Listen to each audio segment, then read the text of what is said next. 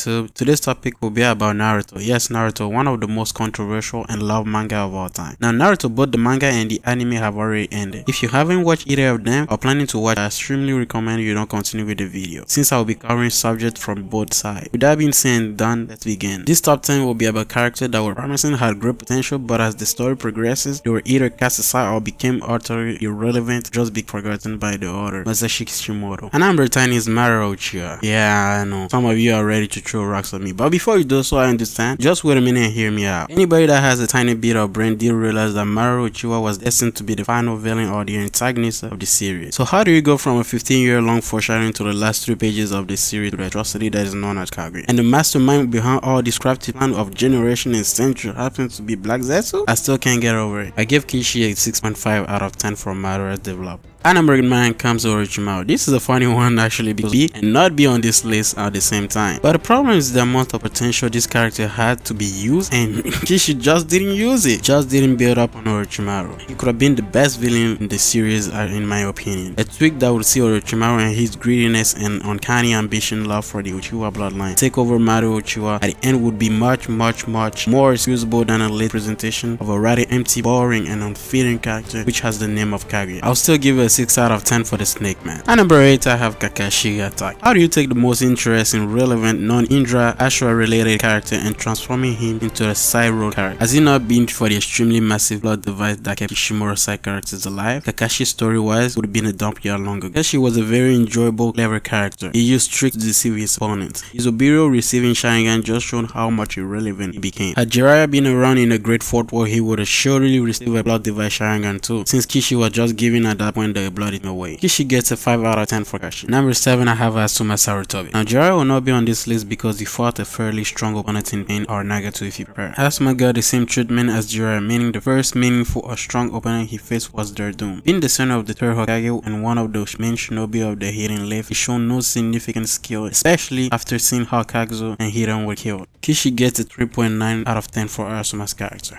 Number 6, Kiba Inuzuka. Fierce, energetic, relentless. Those were the first words I could first describe Kiba with in the beginning of the series. Alas, those went vanishing after he came across Naruji's path. If you are a friend of Naruto, the best friend, the girl he wants, nor do you have a Sharingan, Rinnegan, or was blessed with Ashura, Indra, Uchiha, or Senjun blood, you're utterly irrelevant in this manga. And Kiba simply didn't have any of those. So yeah, Kiba, up to the dump you go. Yeah, Kishi get a 3.5 out of 10 for Kiba's character. It was really ridiculous.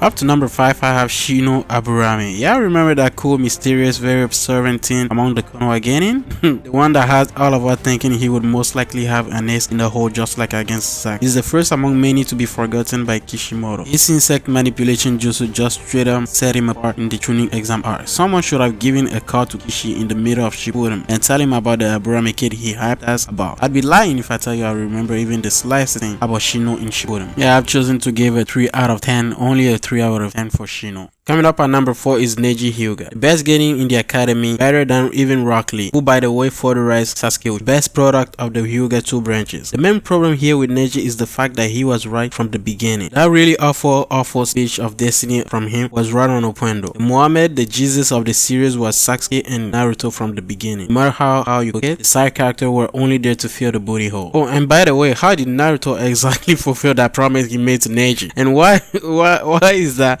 the Sharingan has been like 2 different versions and Byakugan only has 1? Yeah, remember when Kishimoto stated back in part 1 that Byakugan was actually stronger than the Sharingan? Do I really need to remind you that Neji was considered to be a genius among genius? This was actually really disappointing. Neji is no more than a 2.5 out of 10 for me, Kishi. These top 3 characters are the characters that disappointed me the most because they had a lot of potential and also they didn't do much with it, or the author just forgot about them. So at number 3, I have the Sage of Six Agoromo.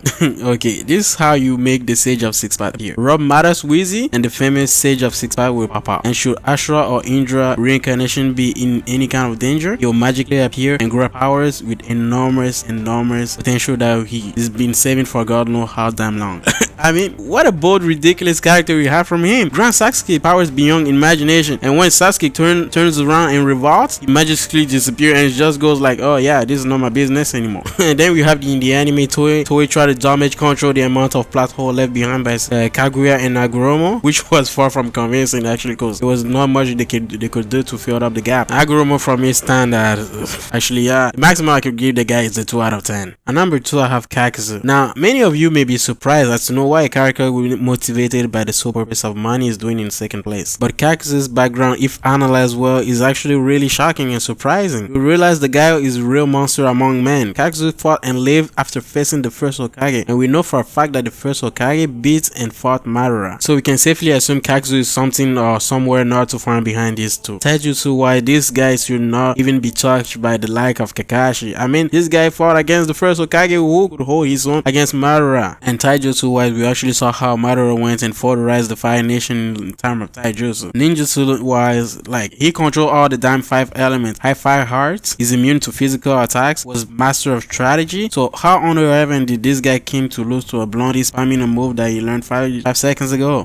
And the funny part is, above all this, Naruto wasn't even close to death at the end of this battle. Like, this guy was straight up okay. For his character development, or if there was actually any, the maximum I can give is a 1.5 out of 10. This character is actually breaking my heart to put this character so low in this list. Actually so high or so low, depends how you view it. But at number 1, I have Rock Lee. Yeah, remember that line when he first introduced himself? The Lee Village's noble savage, Rock Lee. I think we all love Rock Lee, and we all most likely introduced referring to Naruto by Rock Lee versus Gaara fight. Through hard work and determination, even a mage can surpass a genius. That was the message we all got from Rock Lee. Forget the Mage versus Madara fight with the 8 tailgates. Sure, it was spectacular, but how much did he actually accomplish? Nothing. It wasn't even decisive in Kaguya nor Madara's defeat, or even Obito's defeat. If any of us would be transferred to the Naruto verse, we are most likely be in Rock Lee's shoes. So his character actually goes way beyond the boundaries of the verse. Sadly, he wasn't an Indra or Ashura descendant or related to the Sharingan, Byakugan, or nor he possessed any kind of special abilities, so there was actually no room for him. It actually makes me sad, but at least get the rest in peace notes of 1 out of 10 for his character development, not the character as himself.